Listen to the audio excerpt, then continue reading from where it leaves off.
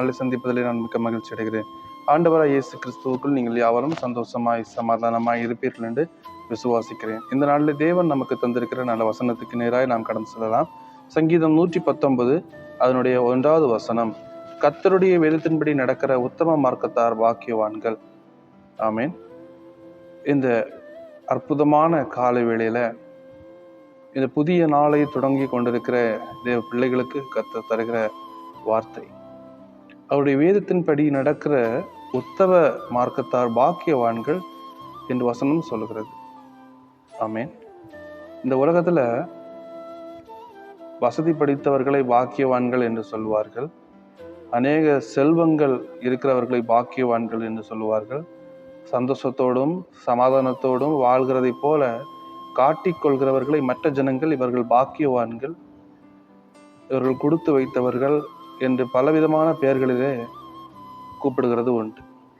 ஏனென்றால் யாருக்கும் கிடைக்காத ஒரு பாக்கியம் இவர்களுக்கு கிடைத்திருக்கிறது என்று எண்ணுகிறதுனால ஜனங்கள் அப்படி சொல்லுகிறதை நாம் பார்க்க முடியும். வசனம் என்ன சொல்லுகிறது என்றால், கர்த்தருடைய வேதத்தின்படி நடக்கிறவர்கள் பாக்கியவான்கள் என்று சொல்கிறது. ஆமீன். இந்த நாளிலேயும் தேவ பிள்ளைகளாய் இருக்கிற நீங்கள் கர்த்தருடைய வேதத்தின்படி நடக்கிறவர்களாய் இருப்பீர்கள் என்றால் நீங்கள் தான் பாக்கியவான்கள். ஆமீன். பாக்கியவான்கள் என்றால் அவர்களுடைய வாழ்க்கையில சந்தோஷம் இருக்கும், சமாதானம் இருக்கும், தேவனுடைய அன்பு இருக்கும், தேவனுடைய இரக்கம் இருக்கும், தேவனுடைய மாறாத கிருபை அவங்க கூட இருந்து கொண்டே இருக்கும். ஆமீன். இந்த நாளிலே ஒருவேளை நான் நிர்பாக்கியசாலி, நான் அதிர்ஷ்டம் இல்லாதவன், நான் ஒன்றுக்கும் உதவாதவன், என்னால் ஒன்றும் இயலாது, என்னால் எந்த நன்மையும் காண முடியாது என்று நீங்கள் சிந்தித்துக் கொண்டிருந்தால் இல்லை. தேவனுடைய வசனத்துக்கு கீழ்ப்படிந்து அவருடைய வார்த்தையின்படி நடக்கிற, அவருடைய வார்த்தைக்கு கீழ்ப்படிந்திருக்கிற தேவ பிள்ளைகளாய் இருக்கிற உங்களை ஆண்டவர் பாக்கியவான்கள் என்று சொல்கிறார். ஏன் அப்படி கூப்பிட முடியும்?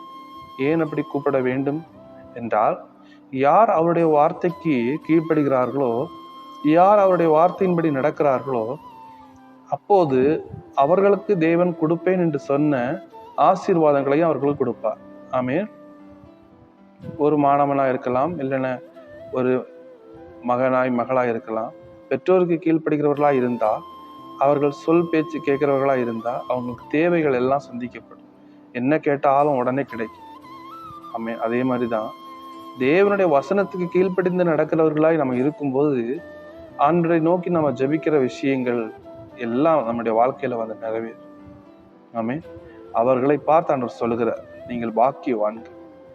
பாக்கியவான்கள் களி கூறுவார்கள், பாக்கியவான்கள் சந்தோஷப்படுவார்கள், பாக்கியவான்கள் தேவனுடைய சமூகத்துல கொண்டாடுவார்கள்.